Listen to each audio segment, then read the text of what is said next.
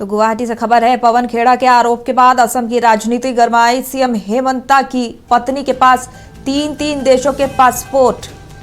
तो बता दें, पवन खेड़ा ने आरोप लगाया है और बड़ा आरोप लगाया है सीएम हेमंता बिस्वा शर्मा की पत्नी पर, जिसके बाद राजनीति गरमा गई है। सीएम हेमंता बिस्वा शर्मा की पत्नी के पास तीन देशों के पासपोर्ट होने का दावा पवन खेड़ा ने किया है।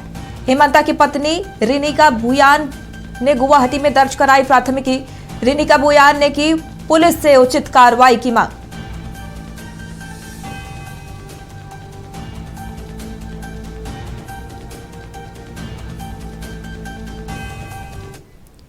चलिए, ज्यादा जानकारी के साथ हमारे इनपुट एडिटर निलय सिंह हमारे साथ जुड़े हुए हैं। निलय, तीन देशों के पासपोर्ट होने का आरोप पवन खेड़ा ने हेमंता बिस्वा शर्मा की पत्नी पर लगाया। अब उनकी पत्नी ने पवन खेड़ा के ऊपर प्राथमिकी दर्ज करवाई है। क्या कुछ जानकारी?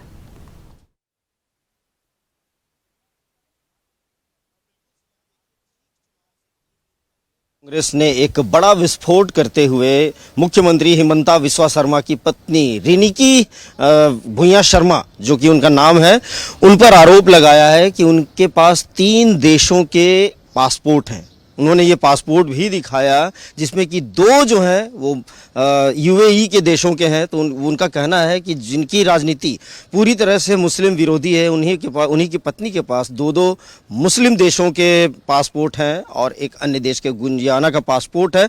और उन्होंने कहा है कि उनसे ये साबित पूछ रहे हैं, वो चुनौती दे रहे हैं कि क्या आज वो ये बताएंगी कि भारत का पासपोर्ट उनके पास है या नहीं। और अगर भारत का भी पासपोर्ट है तब तो ये दोहरी नागरिकता का मामला बनता है, जो कि बहुत ही गंभीर एक तरह से कहा जाए अपराध है।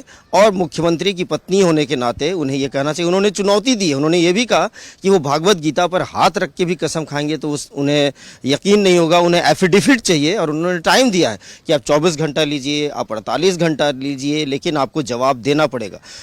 पवन खेड़ा ने पहले तो दिल्ली में प्रेस कॉन्फ्रेंस की, उसके बाद कल देर शाम वो गुवाहाटी भी आए और उन्होंने यहाँ पर भी प्रेस कॉन्फ्रेंस की। उनके साथ गौरव गोगोई भी थे, बंधु तिर्की भी थे और छत्तीसगढ़ के पूर्व मुख्यमंत्री भूपेश बघेल भी थे। उन लोगों ने कहा कि ये मामला सिर्फ चुनाव के लिए नहीं है, ये तो अभी शुरुआत है।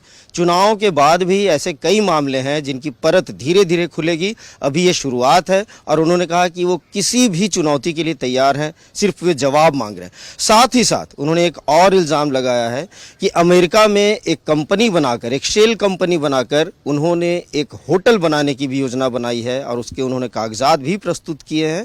तो आप कह सकते हैं कि असम चुनाव से ठीक पहले कांग्रेस का ये एक बड़ा दांव खेला है और सीधा मुख्यमंत्री की पत्नी पर अटैक किया है। इसके जवाब में बीजेपी का कहना है कि ये पूरी तरह से फेक है, निराधार है, एआई जनरेटेड है। साथ ही साथ उन लोगों ने इस पर प्राथमिकी भी दर्ज की है, हेमंता बिस्वा शर्मा जी की धर्मपत्नी ने।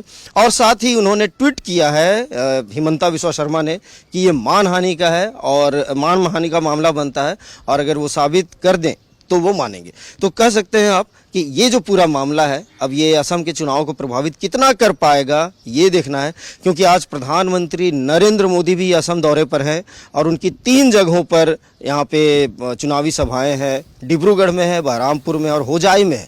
3 जगहों पर वो चुनाव को संबोधित करेंगे। इसके अलावा बीजेपी के और भी कई बड़े नेता हैं जो कि पहले से ही प्रचार कर रहे हैं। जेपी नड्डा हैं, आपके मनोज तिवारी हैं और सर्बानंद गोस्वामी तो हैं ही जो यहाँ पे, माफ़ कीजिएगा, सर्बानंद सोनोवाल तो हैं ही जो यहाँ पे प्रचार कर रहे हैं। खुद बिस्वा शर्मा भी कर रहे हैं और तमाम नेता बीजेपी के आए हुए हैं। कांग्रेस की अगर हम बात करें तो पवन खेड़ा भी आज असम में है, गौरव गोगोई तो हैं ही, बंधु तिर्की जो कि झारखंड के हैं और कांग्रेस के असम प्रभारी हैं, उनकी भी चुनावी सभाएं। कल राहुल गांधी ने भी यहाँ पे सभाएं की और उन पर यह आरोप लगाया कि जिस तरीके से पाक साफ होने का दावा करते हैं हेमंता बिस्वा शर्मा, अब कांग्रेस के आरोपों का वो क्या जवाब दें। उनका कहना है कि वो सिर्फ जवाब दें, मानहानि केस करें वो ठीक है, एफआईआर करें वो ठीक है, लेकिन जवाब क्यों नहीं दे रहे हैं। उनका कहना है कि बीजेपी के नेतागण जो है वो आरोपों से भागते हैं, जवाब देने से भागते हैं, लेकिन उनकी जवाबदेही बनती है।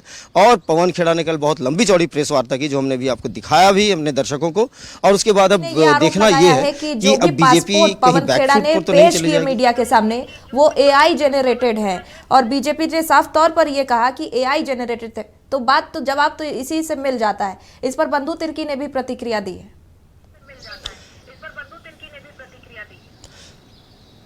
बिल्कुल, देखिए ये एक बहुत आम बात हो गई है कि आप कुछ भी प्रस्तुत करें तो उसे एआई जनरेटेड कहा जाता है, लेकिन पवन खेड़ा भी खुली चुनौती दे रहे हैं कि वो एक नहीं, दो नहीं, कई सबूत ला रहे हैं। और उन्होंने सिर्फ हेमंता विश्व शर्मा और उनकी पत्नी के ऊपर ही नहीं, बल्कि कहा कि असम के कई और भी मंत्री हैं जिनका कच्चा चिट्ठा उनके पास है, जिसे वो बहुत जल्द खोलेंगे। तो ये एक चुनावी रणनीति भी हो सकती है। लेकिन अब देखिए, चुनाव का माहौल है, आरोप और प्रत्यारोप होते रहता है, लेकिन अब आखिरी फैसला जो है वो जनता को करना है। 9 अप्रैल अब आने में बस 3 दिन का महज समय बाकी है।